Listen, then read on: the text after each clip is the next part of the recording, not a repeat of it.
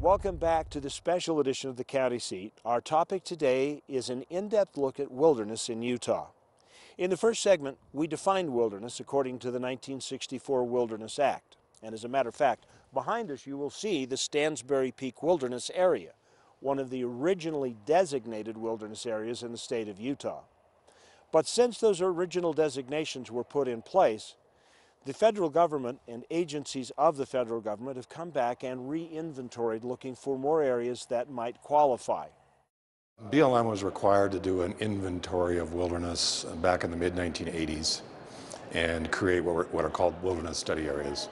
Those wilderness study areas, for the most part, are still here today. The wilderness study area is a construct that was created when Congress changed its policy from disposal, that is, selling public lands, to retention and management.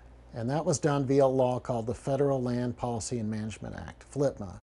That act mandated that the Bureau of Land Management would review their lands one time via a public process, recommend which of those lands should be recommended as wilderness. That recommendation then went to the President and Congress to make that decision. Until that decision was made, those lands were to be placed under interim protection. So it's a land that's kind of in limbo. It's been identified as being suitable and manageable for wilderness, but it hasn't actually been designated as such. WSAs have created some of the polarity that exists in the wilderness conflict. Some see them as a way to protect lands that are under pressure from public use. Others see them as a way to circumvent Congress and the federal laws. Well, you have to preserve it in that character until you get to that process, or you've lost it. And that's not the way the process is supposed to work. The process is supposed to preserve it in its wilderness state until Congress makes a decision as to whether it should be indeed preserved. We don't want to lose them in that process, because that was a problem with the Forest Service, where many important areas were lost due to logging and other things as they were being considered for wilderness, as they were being considered for wildlife and watershed protection. We're unable to protect some of those watersheds today because of that, and that's the loss. It's their job to set this aside and say, we need to leave this wilderness quality for now, and then we will go through whatever process we go through, whether it's strictly internal with the federal government or whether they do a much better job of involving the local stakeholders and the county governments and the city governments and the state, and to get it to the point where either the BLM recognizes or all the local stakeholders come to an agreement and say, yes, this ought to be wilderness. Nobody thought in '76 that we would have wilderness study areas today. Everybody assumed, and rightly so, that Congress would make a decision about which of these lands met the definition and then designated, and which lands were better suited in another designation and released. But because it's been so contentious over the years, now we have this festering boil on public lands called the Wilderness Study Area. I think what is frustrating for many people is that with wilderness study areas, and people say, well, we think, we believe, well, let's pontificate on it, and then it stays in kind of this limbo stage for 20, 30 years with never a resolution. It becomes de facto wilderness because nothing else can be done. And yet it's never been declared wilderness by the Congress. It is that indecision by Congress that escalates the discord for all parties involved.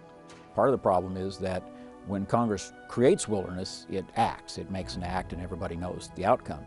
If wilderness study area just is left in limbo for a long period of time and Congress doesn't act, then everybody is kind of left in the lurch as to, well, is this wilderness or is it not? Are we going to be able to develop it? Can those of us who think it ought to be wilderness, can we relax?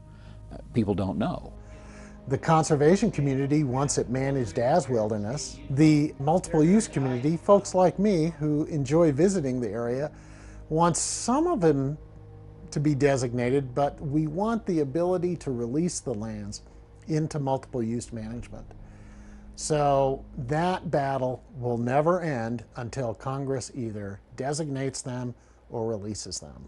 It's an issue that continues to be on the table. And I understand there's a lot of reasons why we have not in Utah really resolved the question of wilderness study areas. From the agency perspective, it would be nice to have this resolved once and for all.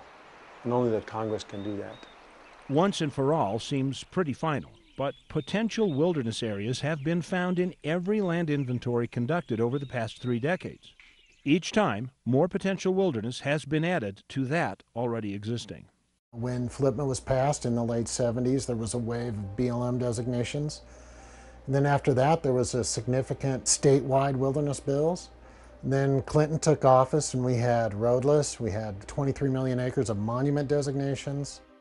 The BLM sees the re-inventory process quite differently, since they are not responsible for the inventories, closures, and evaluations of other agencies like the Forest Service.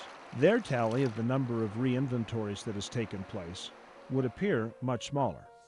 In 1999, there was a re-inventory of some of our lands here in Utah to see if some of those lands either re-qualified or qualified for WSAs. And that's the most recent, latest that we have, and we've done some more as part of our resource management planning process. But in terms of a large-scale, official, entire state of Utah, 1999 was that sort of re-inventory, if any other lands qualify for WSAs.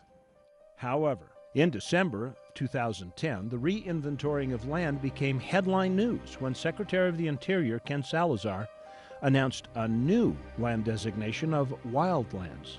Now, these areas would not technically be wilderness, but would have similar restrictions and be on a smaller scale, potentially circumventing current wilderness law, according to local government officials. The news in Utah created such a stir that the wildlands title was quickly eliminated nationwide. But, according to some, the idea remains. BLM changed the policy now. They have a never-ending wilderness inventory and process. What the Secretary did is, once he pulled Secretary Order 3310, is he went to the Congress and said, you know, are there special places across the United States, across the West? There really are special places that we ought to really take a look at. And we have been working on those, what we use the terminology, crown jewels, over the last few months.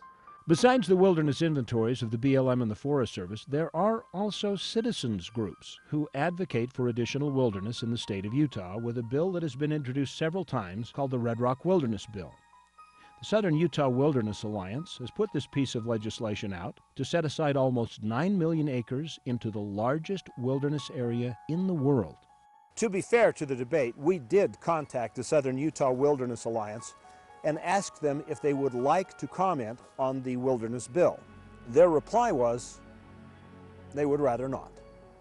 People who are in favor of it say, well, we could easily have 9 million more acres of wilderness, and that sounds like a great big number, but in the whole of Utah, that's not very much. In the whole of the West, that's not very much. They deal with millions of acres like they deal with trillions of dollars back in Congress, and they think that $9 million is this chump change, so they must assume that 9 million acres don't amount to much. And I think everyone needs to understand what 9 million acres would look like. So in your mind, if you were to consider a corridor 6 miles wide from San Francisco to New York City, you'd have your 9 million acres.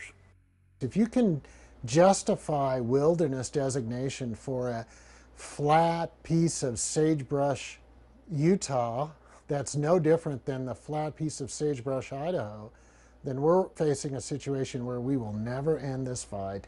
It will just be a never-ending acre hunt. Those who are opposed to such large tracts of land being designated as wilderness also point out that 9 million acres is actually approaching 20% of the entire landmass of the state of Utah. So there are many things that we have to consider before we designate wilderness. Size is really only one of them. When we come back, we will talk about the importance of designation of wilderness areas and the impacts that it has on the local communities that are nearest to it. We'll be back with more of our special on the county seat.